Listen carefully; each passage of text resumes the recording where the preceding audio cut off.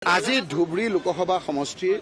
বিধায়কসকলে ইয়াত আহোঁতে জিকাৰ কাৰণে মোৰ ঘৰত ৰাতিপুৱা সদায় আহে তেওঁ গৈছে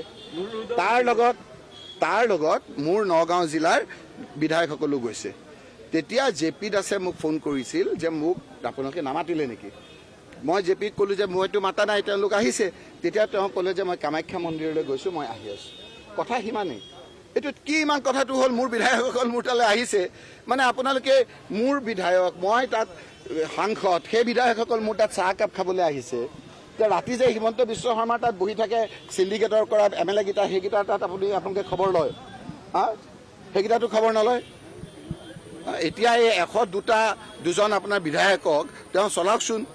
যদি ভালকৈ চলাই আমি কনষ্ট্ৰাকটিভ অপজিশ্যন কৰিম যদি এইবিলাক খুচুৰা কথা কৈ থাকে তে আমিও খুচুৰা কথাৰ উত্তৰ দিব লাগিব জিকা হাৰাটো বেলেগ কথা কিন্তু আমিতো পাইছোঁ 40,000 হাৰাটোতো হাৰিছোঁ মানিছোঁ সেইটোতো আমি কৈছোঁৱেই আপোনালোকে সোধা প্ৰশ্নটোকে কৈছোঁ